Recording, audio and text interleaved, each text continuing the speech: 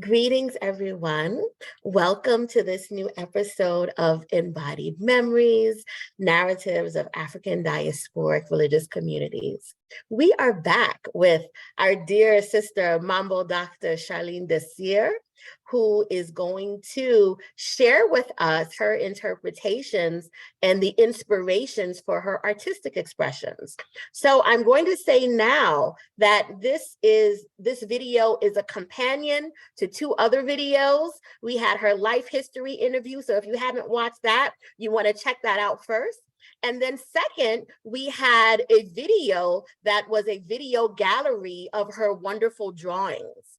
And so if you haven't watched that video gallery, I encourage you to stop this video right now or stop this video to go back to watch her drawings, to view her drawings on your own, generate questions, maybe make connections to it, and then come back and watch this video where we hear from the artist herself on what they represented, okay?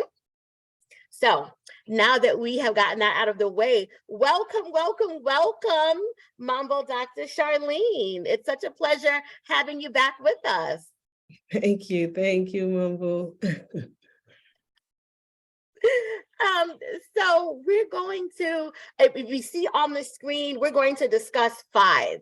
Right, so there were 6 drawings that were featured in the video. We're going to just chat about 5 of them, okay? And is there anything before I start my specific questions that you would like to share with us to kind of orient us to your drawings and to what we're about to see? Well, I mean, you and the audience will have the pleasure. I've never interpreted my drawings before. I started drawing when I was a doc student at Harvard, and I had writer's block. And these images would come up. And a lot of the work that I did, I wasn't even exposed to traditional Vodou at the time. So when I started these drawings, I didn't exactly know what they meant. And so I remember there was a Vodou priest that came to my house, a family friend, and he was just like, "Do you know what these drawings represent?" And I said, "No." And he said, "You're lying." So then it became an exploration.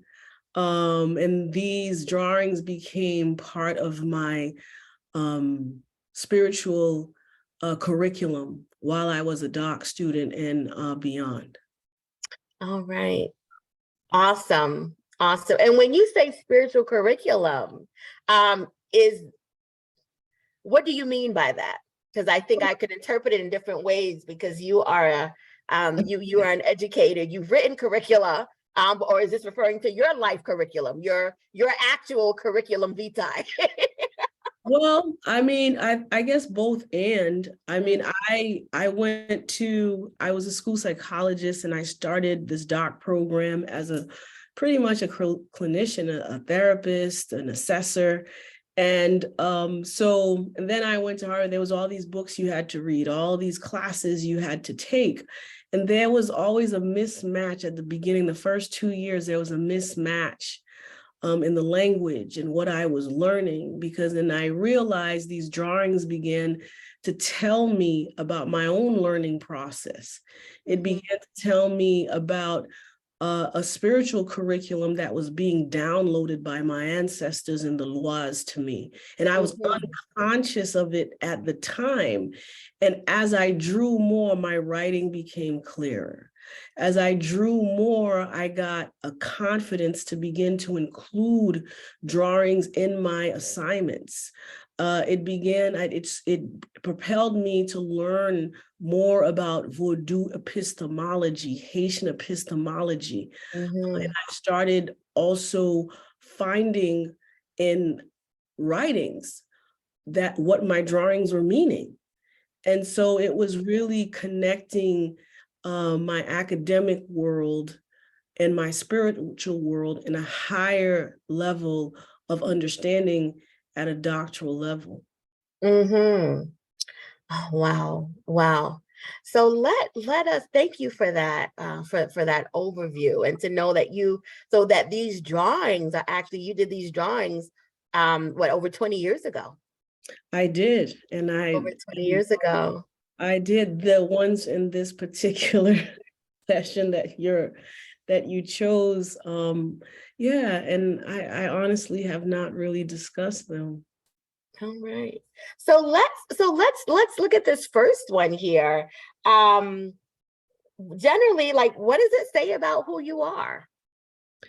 Again, in retrospect, like this drawing was in some box, and I think maybe a few years ago, I was like cleaning out a particular box and this image was by itself, and I looked at it and I was like, wow, because it wasn't with all of my other drawings that I have framed and it was the drawing that I decided to put in my spiritual room. And so, we were speaking a little bit before, and we were talking about the Milocan. And like now, as you said that, I'm looking at it and I'm like, whoa, this could be my Milocan drawing. And that's why it found itself in my spiritual room. Again, as a school psychologist, I worked as I was a student, and I used to have students draw pictures all the time with markers and crayons. And so I said, okay, the students are my teachers, so I use the same modality. So all of these are markers and crayons, and I never drew before. So when I look at this, and now, I see a woman in the center, and that's my potomitan. My potomitan is my female vessel. So I'm like seeing like, a light that still always shines within, that comes from the center of the soul, the being. And all of the elements are represented, earth, fire, water, air. So to represent that, we are all made of the elements and we become the fifth element. And as I look at the images, we have on the left, the night, and on the right, the day. So we have the moon and the sun. And then interestingly, we have an owl, we have Gambwa that always sees. And so, it's interesting. And it also looks like the hills that women have to take, the waters that they have to go through night and day. And I think about Dambalawedu as well, that highest form of knowledge on earth. How do we know what we know? How do we understand our epistemology? How are we culturally representing ourselves, spiritually representing ourselves? And for me, Dambala Wedo is polarity. It's the two energies that I always see together, the two snakes. And they don't necessarily represent gender. They represent like the polarity that exists in balance. And we always have to try to be in balance so they're centered. And Wedo, the feminine aspect, can be manifested as a rainbow. And so I exhibit myself in the feminine form, and the capturing of that, is the rainbow. And, that's my left side of the brain. Like we can do the opposite is true. And the snakes are always there, so the imagery of the snakes, and we're always wanting to be illuminated, always needing that light to illuminate us in the day and the night. And sometimes in the night, when we have those dark moments, we need more light. We need more Dambala. We need more wisdom. And at the core, we're grounded, and there's a fire that always burns. Like we exist because there's a fire of liberation that burns within us in that quest. Wow. All I can say is wow. And Aibobo. This is really nourishing. I guarantee you, like for those of you who are watching, for those of you who are listening, I want us to really just stop and honor the power of and the wisdom and the blessing that Manbo Charlene is sharing with us. Because this is the type of knowledge, this is the type of conversation that we really need, especially during these times. And she's really sharing, being very generous with us to share with us this very enriching and nourishing, esoteric, spiritual, cultural knowledge with us, connaissance with us. So thank you, Manbo Charlene. Thank you. Because this is really, really rich food. This is nourishing food. Know that you could be watching, you could be listening to anything else. This is amazing. I'm going to follow up just a little bit. There are some concepts, Milokan we mentioned, Potomitan. We're not going to translate everything because it's for those who have, you know, the connaissance to understand what we're talking about. We're not going to translate everything, but Potomitan, I think, is kind of important. Potomitan is a center pole.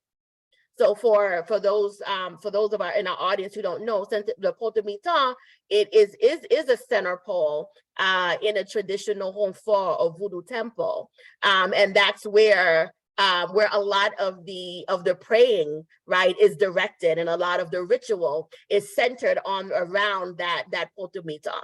Potomitan is also a metaphor, right, for those. It's often used. There's a proverb, I think, right, Haitian proverb that says that women are the Potomitan, right? Is that it, right, of Haiti, right? Mm-hmm. So women. So when she says, you know, that Potomitan, she's, you know, referring to that, right? What you see in the center. I'm just going to share two things that I see. Just two things. When I saw this, I didn't catch the night and the day, the night on the left and the day on the right. But what I did recognize, or what I thought I saw, was a difference in the trees. So I looked at differences in the topology of the trees. I saw the tree on the left being a palm tree representing the tropics, the Caribbean, Haiti. And I saw this tree on the right looking more like maybe like a maple tree or something that you would see in the north that kind of represents. So to me, that those trees represented your, you know, your being Haitian American. Absolutely. And your identities, right? Right. That's what I saw with that, you know, and right, the thinking about that, right? The earth. And how it's slightly different, but they're mirroring each other, right? So that's the mirroring that I saw with that.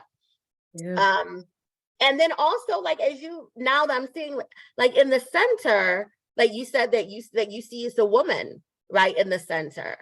And I'm looking at this image, and I'm thinking I'm seeing the Trinity.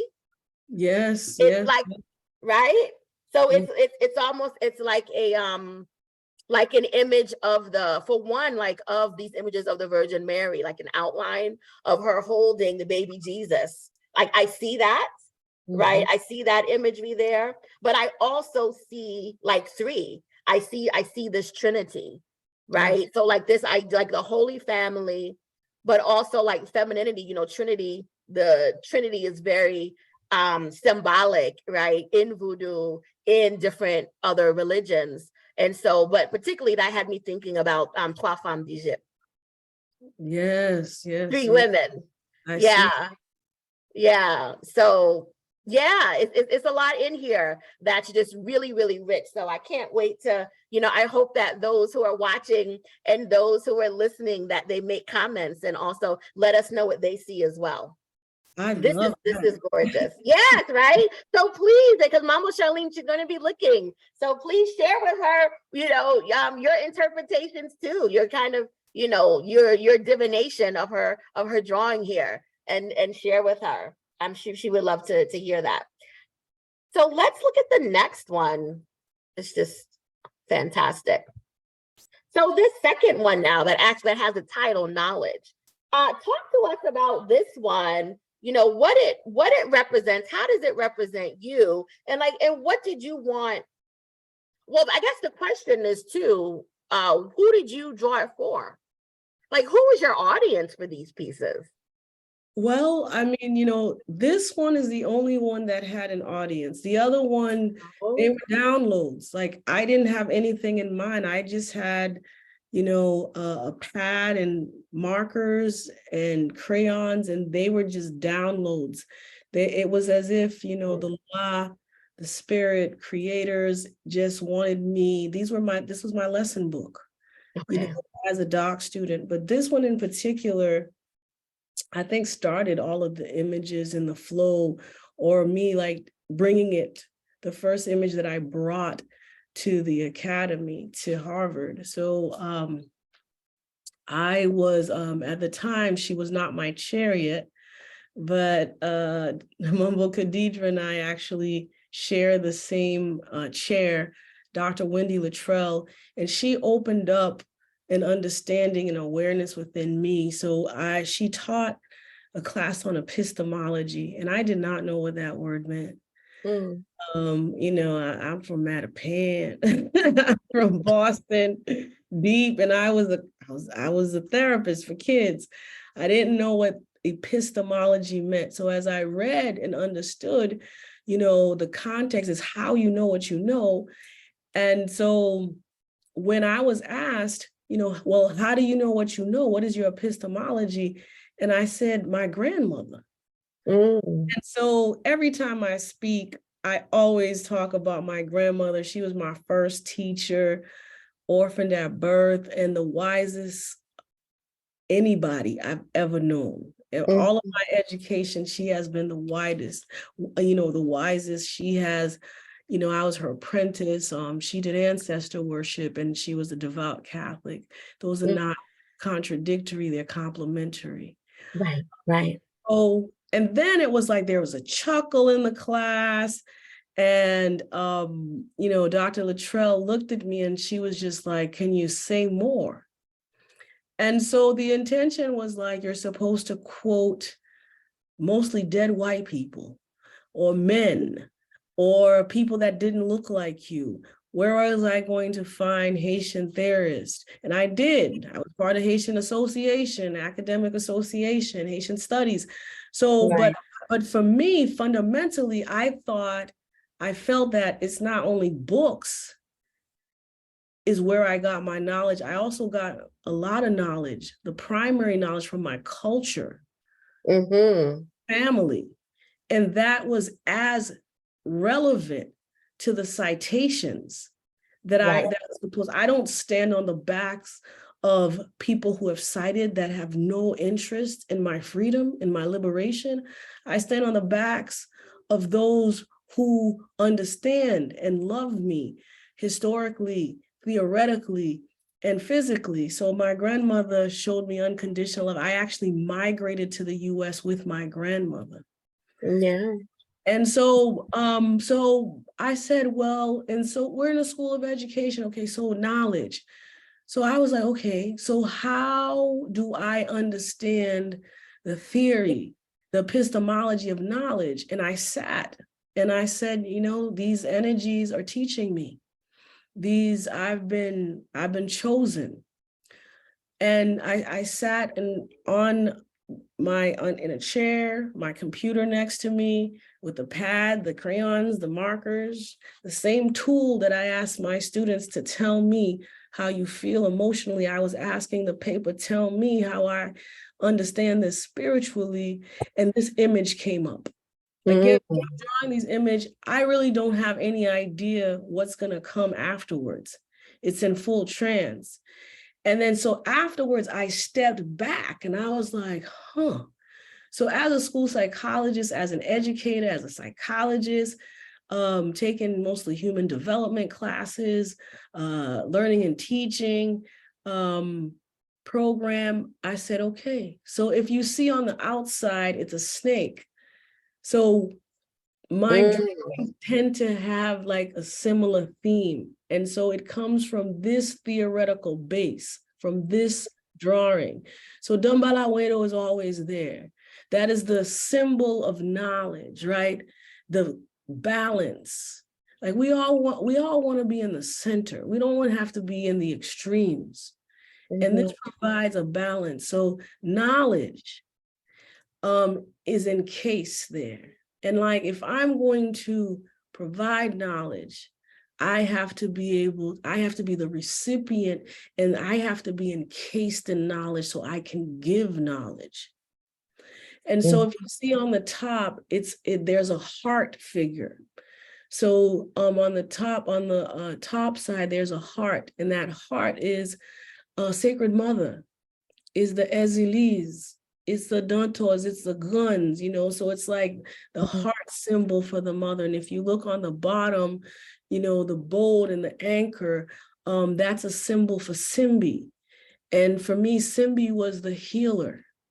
Simbi, the Loi Simbi represents the healer. And unbeknownst to me, years later, decades later, I would find out that Simbi is one of my family spirits, and it sits in the womb. And if you look in the center, if you step back, there's a woman in the center. So the black lines are the hair. The top there's a top that's in red, and the jeans or whatever, the pants on the bottom, they're blue, and there's the Haitian flag, and the light exudes from the heart. And so for me, I wrote a paper about this and presented that this is my theory. This is my theoretical framework about knowledge.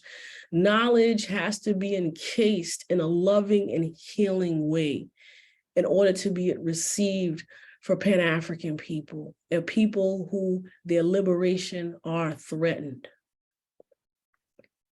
And so this was the theory, the loi that guided my studies. And still to this day, I am fundamentally first a learner and then a teacher. And I teach from a loving and healing space.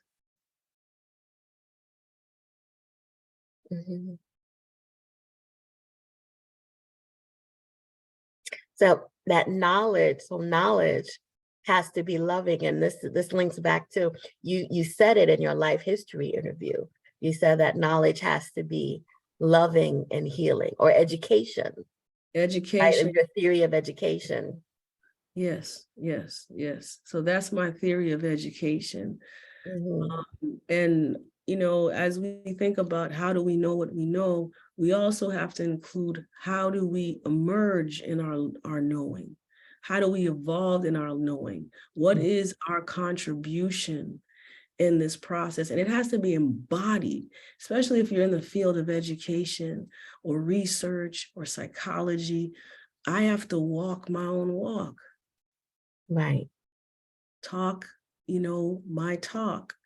So it's a divine responsibility. And so the lois came and initiated me through this process of knowledge building.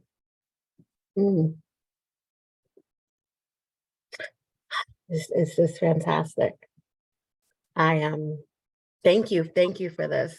I'm here communing with, fellowshipping with doctoral students at Stanford Graduate School of Education now. And I'm thinking like how excited I'm going to be for them to share this video with them and this podcast episode with them as they are thinking about their second exams. They're putting things together. And, this is a space where you're receiving a lot of different advice, right? But it's very rare that people give you the kind of advice that includes faith and that includes spirit, that even addresses spirit. So I know that for many of our graduate students here and beyond, anybody who's a graduate student, particularly those who are from African diasporic religious traditions, like this is something that they really are going to be, that they need. And I know it's going to be edifying for them, right? Because you did it, right? So just to have that example of someone who did it. And I want to add, Dr. Latrell, we got to send this video to her. Like she gave permission, institutional permission that this was relevant and appropriate. And, after I did this, it gave other students in the class permission to come up with different ways of expressing their knowledge building. And to the point where, Dr. Luttrell eventually would become my chair. And when I was stuck, she would say, go and outline it in drawings and come back to me. And I would. So the first draft of my dissertation was in drawings. Wow. Special woman. Yes, yes, right. yes. Incredible woman. And she taught, I regret that I did not take an arts-based research methods class with her, because she taught that course a couple of times.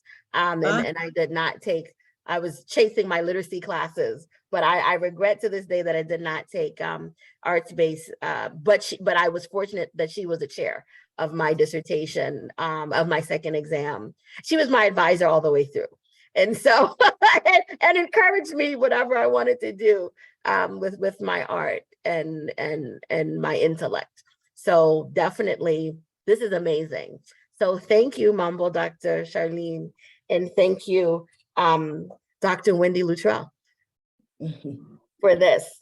So let us look at the next one. So this one here is, I see lots of drawings, right? So here are lots of drawings that are put together. Anything that you want to share about this? Maybe like, what was the impetus for your choosing these particular drawings? There's 8 of them, putting them together. Did you put a lot of thought behind it? Why did they come together? Anything at all you want to share about this? You know, again, it's interesting because, you know, I have some main drawings, and when I did these, you know, they would just come through, and I never like pieced it together.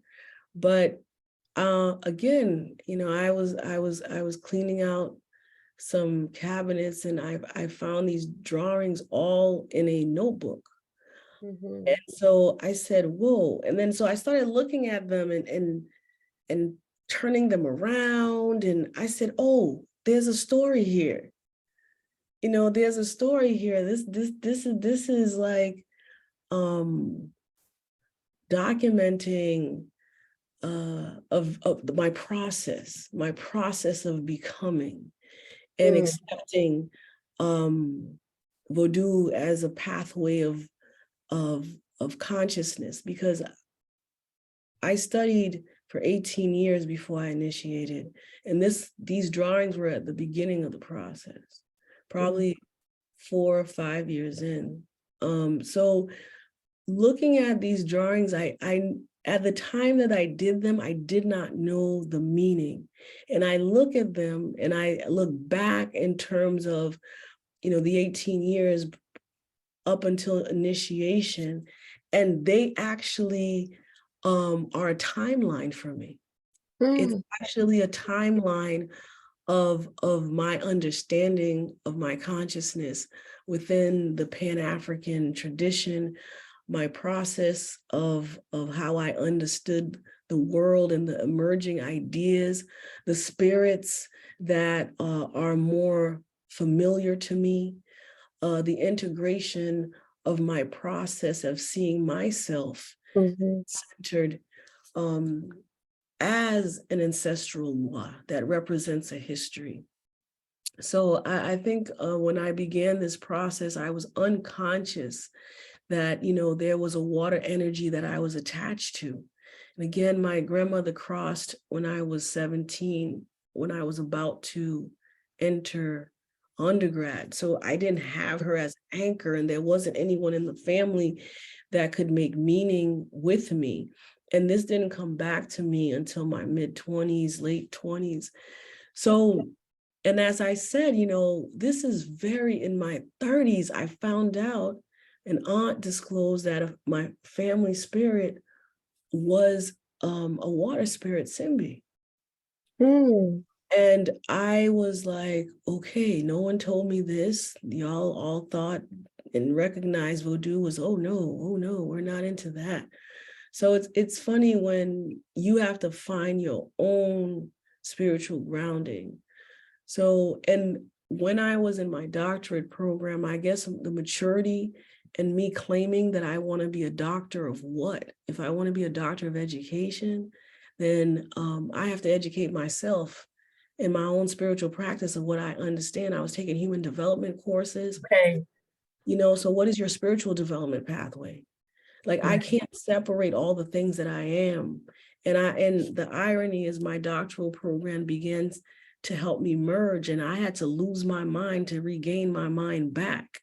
So when I look at this, I'm just like, whoa, because I had to create a completely new pathway in academia that was not understood. I was writing about Vodou theories, downloads. My dissertation has the theory of Giden and how it was represented in children who were migrating from Haiti. So it gave me permission to put myself and my culture and my historical and ancestral knowledge centered, that I did not have to read about this in a book. I was going to live it, and they were going to come to me and tell me the story. So when I look at these, images, and again, this is by my bed.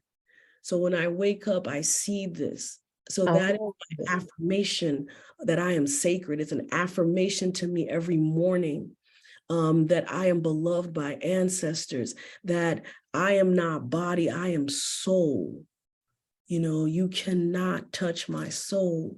So this is an affirmation. This is my, prayer that I see and feel. And it's the water spirit. And the water, it begins with the water spirit, right? This outside entity that wanted to be known to me and was very aggressive in that process. And it represents a boat, the Middle Passage, the history. You can see images like maybe it's Egyptian, maybe it's a queen, we also always have the polarities there, and my arms are oars and I'm centered. So is this a self-portrait? An ancestral self-portrait of those in my ancestral line that walk this walk. And so I wake up knowing in reverence that there are those that came before me, and in my face, it reflects that history. And we always go to Gamboa, we always go to the tree of healing. And then once you recognize what and who and why you are, it can overwhelm you, because there's no one there to tell you, but the voices in your head that was placed there for an understanding, not a deconstruction of who you are, but a reconstruction of who you are. And you must go to the herbs, you must go to the tree, you must go to Gamboa, knowledge Gamboa, to help you understand that, to give you nurturance, sustenance. And it always is, it comes from knowledge. It comes from love. It comes from a space of healing. And we must burn, we must burn these things that no longer center us in this ground. We must burn it. And then we go from the earth, we go right to the air and the water in the next image. And we have Simbi is your eyes. You come here to heal in your knowing. And so, it's a consistent of this heart. My heart is love. My heart, you got to remind yourself with the brutality, that systemic institutional brutality that we face as a people. I go to Harvard and claim I'm in Vodou, and my own community laughs and says, what do you even know what that means? You weren't even raised in Haiti. Do you know what that means? It's a vilified understanding. And so, but you got to walk with love, with healing and knowledge that the opposite is true.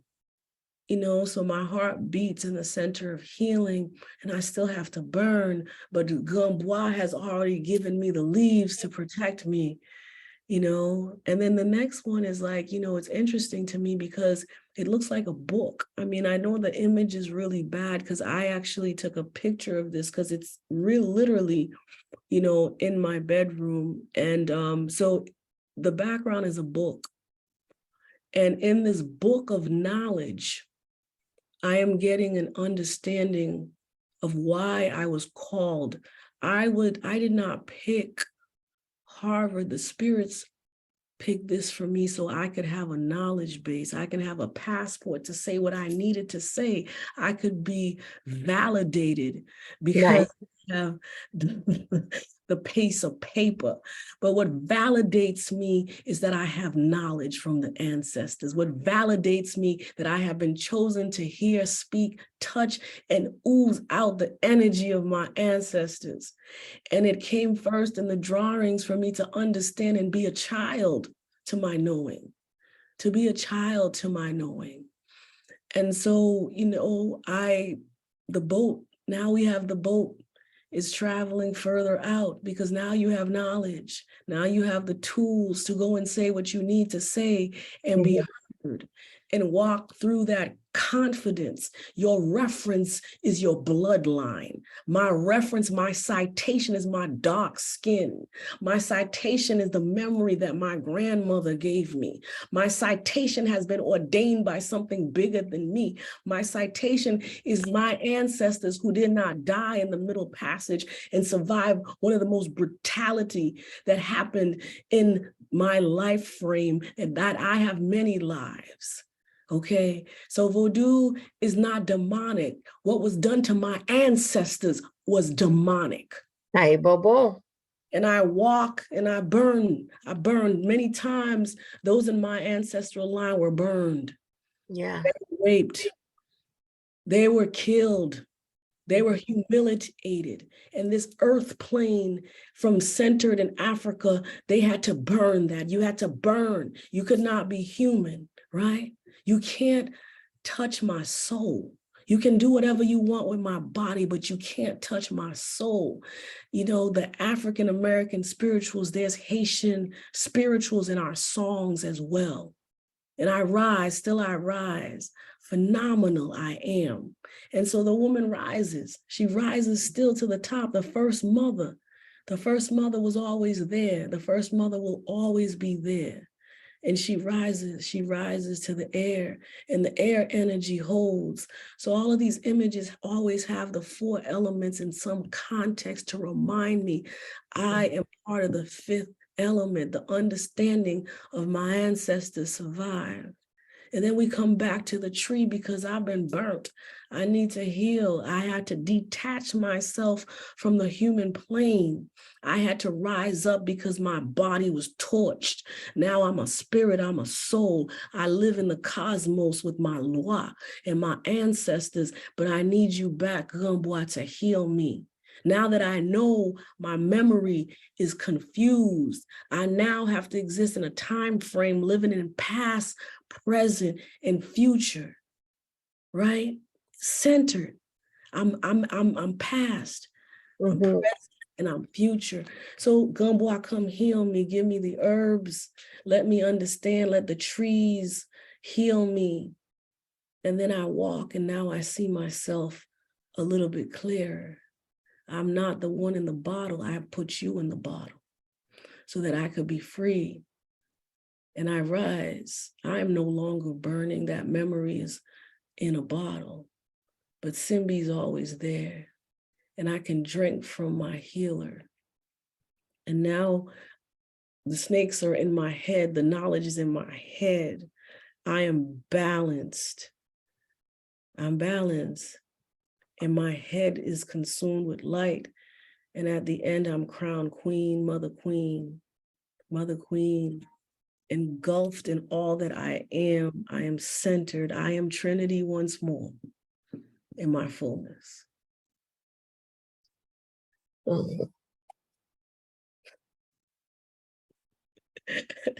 Manbo likes that. Sister Kahdeidra. We say amen. Aibobo. Aibobo. Ashe. Ashe. Fantastic. You were so extraordinary. I thank God for you. I thank God for you, sister. Thank God for you. Thank you, my light. You know, I see as I'm watching you and I'm listening to you and I'm listening to your voice, your cadence, your delivery, and the work that you do, I see a model of what the best of me could be. Oh, sister, you're the reflection of that. I see you, we see each other. Yeah. Yes. I'm serious, right? So like when I am, you know, there's a reason why we walk this road together. And I'm telling you, like, this is you talking to you on camera or off camera, but there's so much vitality, right? There's so much vitality. There's so much life giving that you have. There's so much this beautiful, positive energy, creativity, like alignment. And I know it's not an easy road, and I don't want to dismiss that. You know, I know that you're a fighter, you're a warrior. But the way that you move through the world is just really is admirable, I have to tell you. And it really inspires me. And I think about, you know, how I can continue to work, and so that I am more aligned and really walking on my path and in my fullness, right? In my fullness. So I'm getting there, but I just really thank you for being a model to me, my spiritual and my academic big sister. Thank you for being a model for me. It's an honor. And, you know, I come with grace because you have taught me many things as well. And we're going to keep teaching, keep writing, Yes, yes. keep healing. Yeah, it's amazing. Thank you, God. Thank you. Thank you. In the name of Olodumare, Maulisa, and Sambi and Pungu, Emmanuel, we give thanks.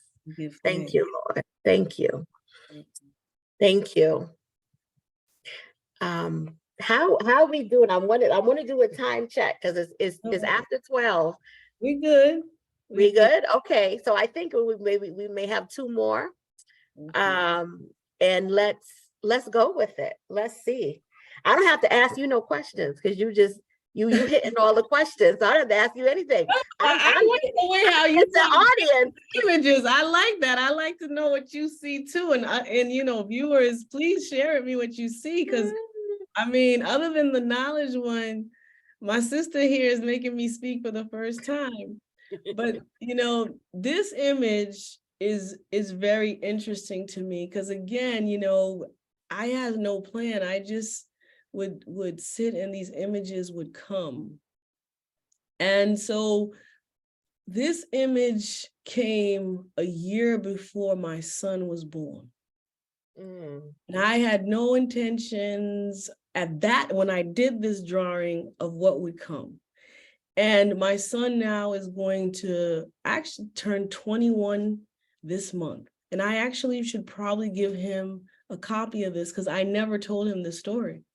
So, you know, it's interesting because I when I did this, it wasn't in my mind as of yet. And, you know, and it probably was even more than a year before he was born. And then and I remembered an experience that I had years before in my 20s. And it was as if it was a waking dream.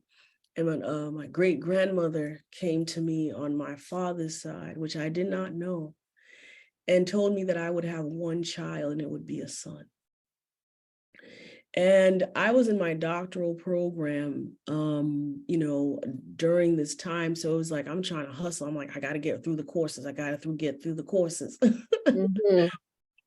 And my partner at the time, he was like, you know, I don't know. Are we thinking about children? I was like, what? It's like, I'm trying to get through my coursework. And I did this drawing and I sat with it. And I was like, you know, I'm not going to choose. The time is going to be chosen for me. And it seems like the spirit wants to be created. And I mean, it was very interesting. So I made a deal with spirit. I said, I have to finish my coursework first. I can do this while with the dissertation. And true enough, after my coursework, I said I wanted to have the child the first day of winter break, because I was working while I went to school, and which was a month before he was scheduled to be born. And I was one of those moms that I didn't have an easy pregnancy. And it was interesting because like this is how I felt. And I'm thinking about this now as he's turning 21. You know, I felt like I was always underwater my pregnancy. Like it was this, you know, just this constant feeling of being engulfed in water. And I have to count these candles now to see how many, you know, and that's how it felt. And then my first, you know, waking dream with the great grandmother was at the ocean. At the ocean, this happened. And he was born the first day of winter break, a month before he was due.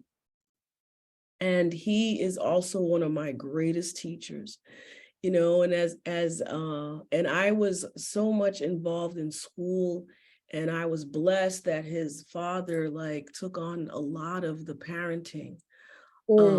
And so, you know, it was always for me wanting to be a model for my son. And I decided that I wanted to educate him spiritually in a way that would allow him to create his own understanding. So from 5 to 12, he went to meditation classes in a Hindu tradition. From 2 to 16, he went to rural Haiti every summer. So that was part of his spiritual journey. So when I look at this and like, you know, interestingly enough, you know, he's going to turn 21 and he's a senior in college. And he is doing everything that I don't want him to do. He's quite independent. So I get very little because he's like, Mom, I got it. I got it. I got it. You know, of course, with moms, we have to like figure out that time of detachment. And I remember myself at that age.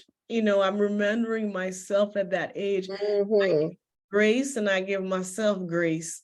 But he's an amazing young man. I named him Zion Nubian, Black Mountain. So yes, so I actually thank you for this. I'm gonna make a copy of this and I'm going to give it to him as well. And he has been my greatest gift. Oh, that is so sweet. Oh, this is really amazing. I was doing some counting. I see what are these? I counted candles and I got 15 and 16. Okay, so we're gonna see what that means. I got 15 and 16. And then what are these red things here? I don't know. I don't recall. I mean, I guess it's beads, like, because we have the drums, you know, and I wonder, we always have 3 drums if the center is also the drum, and these fish, you know, give knowledge. And he was supposed to be a Pisces. And, you know, and then he is a late Aquarius. So he's a water spirit, I guess, indeed. Okay. So, you know, this is, I have. There's 14 on one side and 14 too. There's 14 and 14. Okay. So yeah. you were working with the sevens there. Yeah. Too. Yeah. It's interesting. 14 and 14. Okay. Wow. I was pregnant at 28. So yeah. But yes. So, and this is like, you know, we all as mothers, you know, all women, whether you bear children or not, you represent the mothers of the earth, right? And those who do not bear children, you're even more important because there is someone out there that may be a child within an adult that needs that nurturing. Mm-hmm. And sometimes you have to be your mother again, your own mother again. Wow, yes. So we belittle the concept of how we exist and the womb that is within us. And some of us carry things in our womb for others, you know? Yeah. And again, you know, it's for me, the sacredness of femininity, of womanhood, you know, and also those who choose the gender to gender themselves as female, the sacredness that exists within that. Because some of us are consciously, spiritually, or for whatever reason have embodied the feminine. And you can be a masculine, straight man, but you still embody the feminine. Right. What grace, what beauty is that? So, you know, so this is not only a representation of the impregnated sacred mother, but it's also an honoring that we all came from a sacred mother. Mm-hmm. And whatever manifestation she came forth in, and our original source was Black sacred mother. Mm-hmm.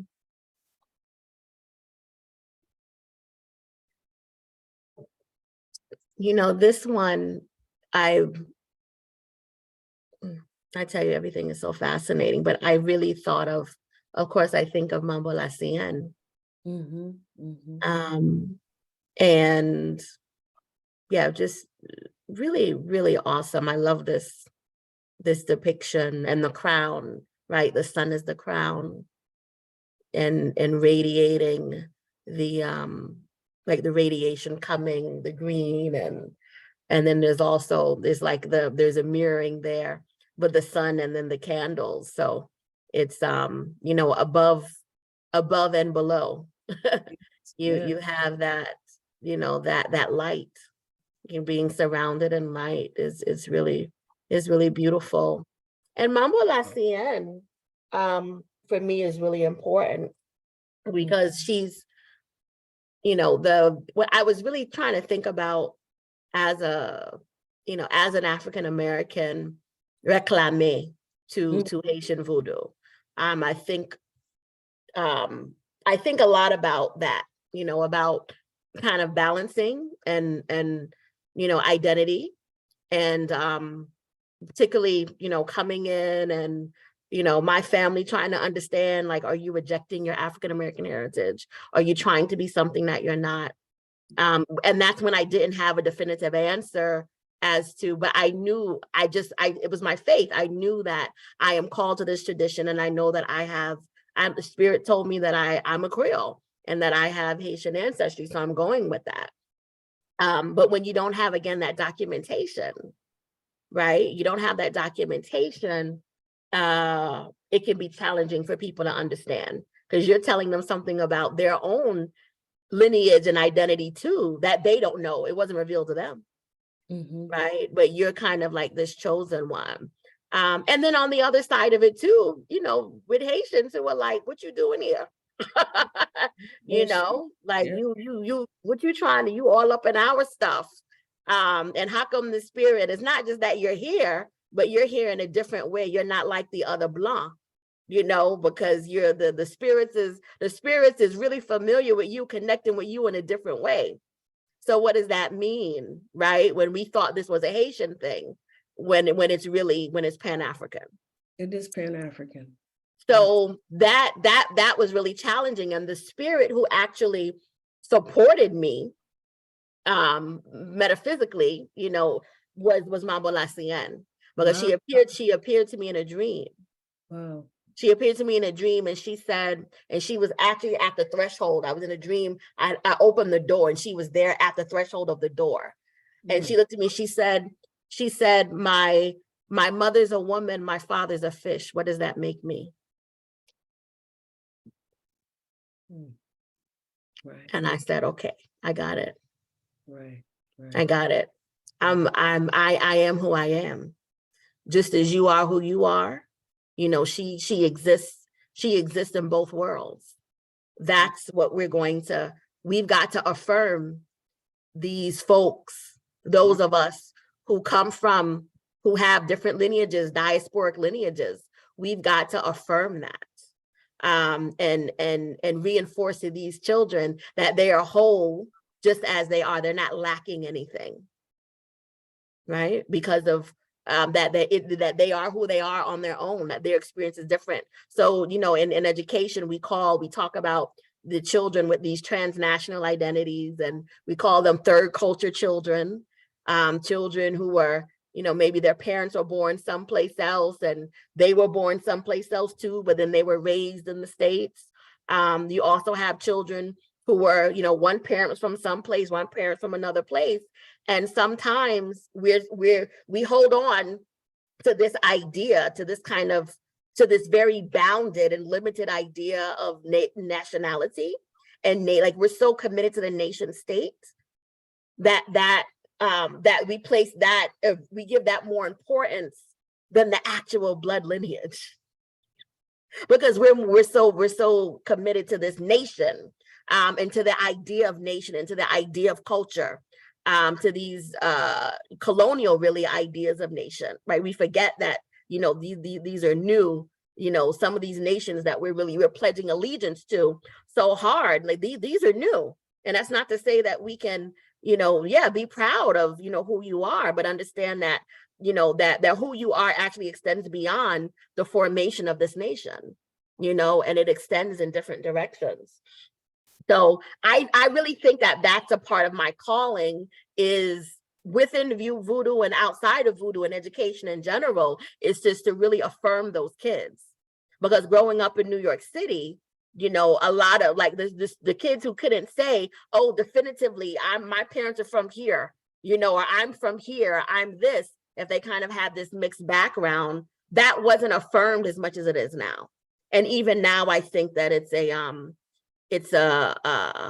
you know, it's not affirmed that like it should be, right? So I just want to share that. So that's what that made me think about. I really have this, you know, this close connection with Manbo Charlene, and that image made me think about that. You know, like you are who you are, and you're not going to be just like your mom or just like your dad, No, or just like either of your parents. You are you. I thank you for saying that. This might be a writing project for us, a joint project, because Yeah. you know, I'm very proud of my Vodou community, Société Nagul, and my spiritual mother, Maud Evans. She acknowledges the Pan-African, you know, ideology, even the spiritual ideology of who comes to this tradition. Mm-hmm. And, you know, in the past few years, we've had a number of African Americans coming in through this tradition because of that connection. Just like these drawings just came to me, you know, like if Vodou comes to a Pan-Africanist, there Right. must be a reason. And like we should help make that identification, because that's how Vodou began in the first place. Mm. And it was Africans that were kidnapped from all classes, all religions, you know, all different villages and statuses that they had, and they came together, and Right. they did not acknowledge as a vibratory understanding that they were slaves. They were souls connected to spirits that began in Africa, spirits that were cosmic, and spirits that were created through the Middle Passage. And in that knowing, they created Vodou. You know, Vodou is a system. It's an epistemology. And they documented through a language. Right. Creole is a language. It's in the songs, it's in the fabric, it's a vibration, it's a vibratory understanding and acceptance. They created a religious system that was based on ancestors, that was based on the elements, that was based on cosmic energies that are universal for African people. And from the beginning of the beginning, and use that vibration. And they created the concept of Black liberation all over the world. And this happened because that same energy was vibrating with the Pan-Africans in South America. It happened because there was also the vibration of that energy in the Pan-Africans in the North America, Pan-African in the Caribbean bases. And it was that trinity that happened in that process for this explosion to happen and call for Black liberation all over the world. So that is our ethos. Is justice and liberation for all, particularly those of African descent, all over the world. So I agree. I think there should be more dialogue, more understanding, more conversation.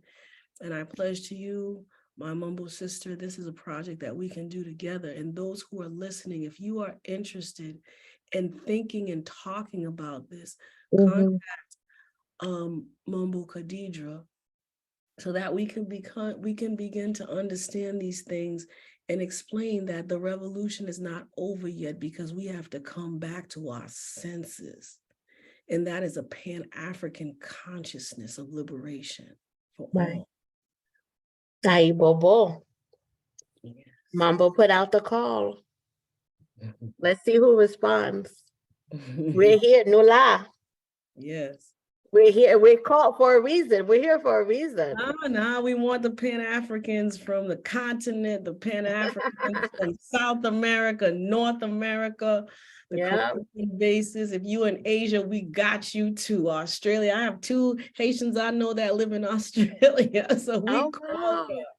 We call y'all that understand the beauty of Black pride, Black understanding, Black consciousness. We call you to having a consciousness that we exist because we always have been. We're the first. Yeah. We claim that. I think this is our, I think that was a segue to this one, right? Yes. I see your relationship. Yes, again, the water spirits are so strong. The water spirits are so strong. The opposite is true. The boats, we think about what is the role of boats, the significance of the Middle Passage that we still ignite within ourselves. Why do we claim this illusion? We claim, we put out our own chains. I recently read Fugitive Pedagogy. Wow. Shout out to Dr. Jarvis Givens. At Harvard, at the Harvard Graduate School of Ed, your alma mater. Yes. And I was enthralled because, remember at 17, I read The Miseducation of the Negro, and it just really changed how I saw the world at 17 years old. And we have our own epistemology, we have our own understandings. And if we continue to get stuck and not reflecting of who we are, how we are, and why we are, we get stuck. This is, my symbol of freedom, because somebody in my bloodline went through the Middle Passage and begotten me. So, I am here, I exist because there's a lineage of people that imagined that I would exist. Yes. My grandmother did not have the opportunity to go to school. My parents, my mother didn't finish high school. My father, he was a brilliant man and he did not complete, his studies. And then they have a grandchild, a daughter that goes to a so-called school of the 4 white forefathers of the United States. And I'm humbled because someone in my ancestry imagined me to be born, imagined that one of their descendants would rise up and give pride to the Vodou that made them Vodou, that made them Haiti, that made them African American, that made them Black Cuban American, that made them Costa Rican, that made them Black Canadian. So those vibrations were thought before I existed. This is my symbol of my liberation. You know, I'm a water energy. I passed through the womb of my own mother and her mother before hers and her mother before that. That was not the middle passage. That was a survival passage, an ideology that the next generation will have more than the previous one. And here I am. So, you know, I still burn. You know, it's like one of my friends, she said, all these drawings, man, were you burnt at the stake? I'm burning off the bad medicine. That's what I'm trying to do. I'm burning off the bad medicine that's in the psyche of my people, the bad medicine that's in the psyche of my own mind in my weakest days. You know, I'm burning it off to know that I come from a lineage of those who survived and thrived and resisted their destruction. Mm-hmm. Oh, wow. Yes. Aye, Bobo. Yeah, yes. Aye, Bobo. So now I become knowledge. Knowledge is centered. Mm-hmm. Right. Because we have that love. Yes, yes, yes. And we have because we understand your epistemology now. We have the love. And I'm the healer now. And the healer. Now you are right. You're embodying the healer. You're embodying Papa Simbi. Yes, yes, yes. And the Simbi spirits that are, you know, that are male and female. Absolutely, absolutely. I consider myself that polarity. I am both and centered in the middle. Mm-hmm. This is awesome. Thank you, thank you, thank you. Yes. This was big. This was big. Yeah. Such an amazing offering. Such an amazing gift. I am blessed for the opportunity. You know, I don't know. I'm blessed for the opportunity because for whatever reason, I believe our ancestors felt that this conversation needed to happen because I've never spoke about my drawings in public before. Thank you for the honor. Yes, yes. Thank you. Thank you for the honor. It's really, again, it's uplifted me. And I know when as I rewatch and I re-listen to these podcasts over and over myself, I'm enjoying it. I hope that other people listening and watching enjoying it. But child, I'm having a time of my life. I'm having a time of my life talking to spiritualists, to people who are practitioners of African diasporic religious traditions, talking to priests and priestesses about their faith and about their art. This is life-changing. This is the best thing I've ever done. This is the best experience of my life, is doing this right here. Trust me. So I hope all of y'all is having a good time, because I'm feeling it. Oh no, most definitely. I'm enjoying it. I'm enjoying my guest, honey. Thank you. This medicine for me. It's medicine. I'm gonna go back and watch and listen. Manbo, you know I'm annoying, right? Because like I love you. You're so brilliant. I love like asking you everything. You have to stop the shit. I want to see you in big screen. Okay, what's up? No. It's good. It's good, Annoyance. You remind me, and I have to remind you. Because you know, at the beginning of the year, I sent you so much stuff. I was like, we can do this. We can do this. And but you were just like, okay. We did this right here. We did, right? We You do. have to send me a copy. I'm gonna go, but I gotta share this on my website. Oh, Global, absolutely. because I do the camp for kids and I make them draw, so they're probably gonna be like, we didn't know you drew. This is, let me tell you, you're going to open up for Black History Month. Uh-oh. So I'm gonna put this up this weekend because Okay. we're gonna come off strong. So you're gonna be our opener. All right. Right. Yeah. You're gonna be our opener for Black History Month. And which is, oh, I'm so excited. Yes, But yes. the reason why I say I'm annoying is because I'm always asking you for like more and more. But I was just thinking, I think it would be appropriate because this was really fantastic. This is really rooted in voodoo, rooted in spirit, rooted in culture. I think that it would be great if we ended with a prayer or a song. Oh wow. I mean, it's interesting because I'm learning it. I'm learning. I'm like thinking about a gumboa song.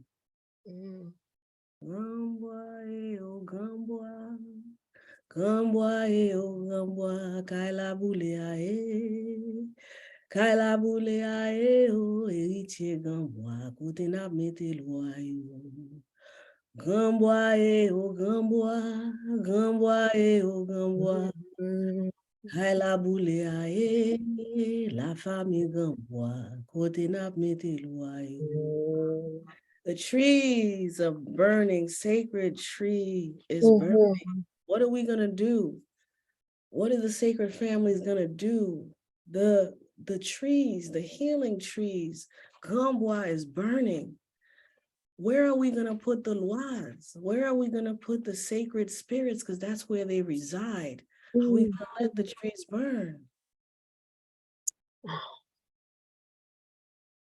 Thank you. You're welcome. That's the question. What are we going to do? Thank you so much. And may we really heed that question and make the changes that we need to make. Absolutely. Yeah, where I'm thinking about the Sige mapuyo yo tut fin peyo soldier man gas la deliverance so papa when. I mean, we have to, this is when Pan-African energy is very important. Yeah. As we look at Africans around the world, particularly, Haiti, particularly African nations, particularly the United States, particularly the Africans we never think about. There are Africans in Mexico, Costa Rica. Right. So there's Pan-Africans and Guatemala. There's where we exist everywhere. So we call on the light to support those of us who continue to be stigmatized and our sacredness denounced. Yes. My sister, until next time, which is going to be very soon. Very soon, very soon. Y'all heard her, right? Very soon. We got more working, but we working for liberation and justice in the name of Vodou, Pan-Africanism, and Black liberation on the planet. That's right. And this is why this is our heavy hitter, this is our opener for Black History Month. So all of the series of interviews is going to go up this weekend. So I can't wait because this is how we come in this year. We're not playing, but this is how we come in. So thank you so much, Manbo Dr. Charlene Désir, for sharing your artistic expression interview with us on Embodied Memories of the Bay. We love you, and we'll see you again next time. Bye. Thank you, sister.